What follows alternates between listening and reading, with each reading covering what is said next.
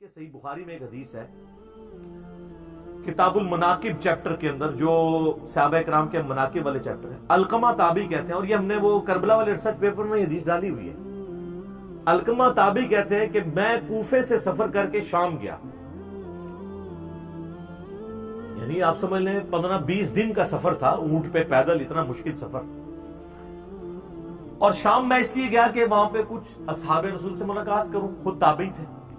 تو کہتے ہیں میں مسجد میں گیا، صحیح بخاری کے الفاظ ہیں، کہتے ہیں میں نے مسجد میں 2 رکعتیں ادا کی اور اس کے بعد اللہ سے دعا کی کہ اللہ اپنے کسی نیک بندے سے میری ملاقات کروا دے۔ تو کہتے ہیں جیسے میں دعا سے فارغ ہوا تو میں نے دیکھا کہ ایک شخصیت مسجد میں داخل ہوئی ہے، بڑی وجاہت والی نا۔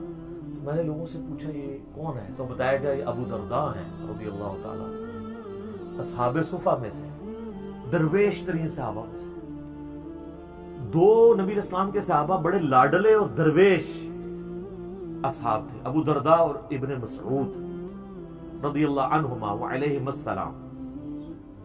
اسی لیے دیکھیں سیدنا عمر نے جب رومن امپائر گری ہے نا، تو وہاں کا چیف جسٹس لگایا ہے ابو درداء کو، اور پرشین امپائر جب گری تو اس کا چیف جسٹس لگایا ابن مسعود کو۔ اب محنتیں تو ہوئی نہیں تھی یرموک میں اور قادسیہ میں، اس محنت کے بعد رعایا تک اسلام کی سچی دعوت پہنچے، اس کے لیے ایسے بندے کی ضرورت تھی جو واقعی نبی علیہ السلام کا تربیت یافتہ ہو، صرف جنگجو نہ ہو۔ تو وہ پھر ابو درداء اور ابن مسعود ہی ہو سکتے تھے، جو نبی علیہ السلام کے ساتھ وقف تھے، مسجد میں ہی رہتے تھے، آپ سے تعلیم حاصل کرتے تھے۔ تو انہوں نے کہا حضرت میں نے تو ابھی بھی اللہ سے دعا کی تھی کہ کسی نیک بندے سے ملاقات ہو، میری دعا قبول ہو گئی، ابو درداء سے میری ملاقات ہو رہی ہے۔ تو آپ دیکھیں آج کل آپ کسی پیر کو، بڑے بندے کو جا کے ملیں اور اس کو بتائیں کہ جی میری بڑی خواہش تھی، تو جناب وہ آسمان پہ اڑنا شروع کر دیتا ہے، الا ماشاء اللہ۔ ان الا ماشاء اللہ میں بھی مسکین شامل ہوں۔ مجھے صرف اس لیے خوشی ہوتی ہے اللہ کے لیے کوئی ہے، ادروائز مجھے میری طبیعت پہ کوئی فرق نہیں پڑتا، اس لیے کہ ہم بڑی کاز کے لیے کام کر رہے ہوتے ہیں۔ تو ابو درداء رضی اللہ تعالیٰ نے فرمایا کدھر سے آئے ہو؟ کہا میں کوفہ سے۔ صحیح بخاری کے الفاظ ہیں، سیدنا ابو درداء کہتے ہیں کہ یار وہ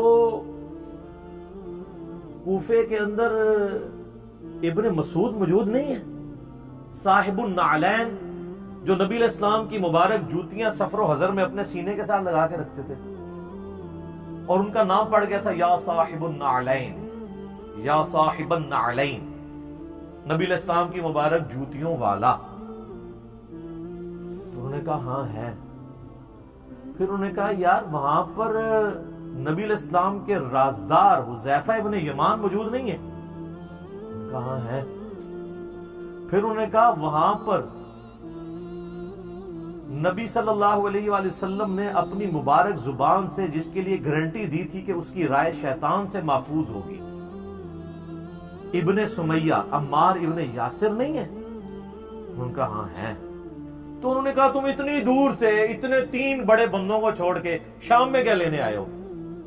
ہائے ہائے۔ تو یہ امام بخاری نے ان 3 اصحاب کی فضیلت پہ جو چیپٹر باندھا ہے نا، تو یہ حدیث لی ہے۔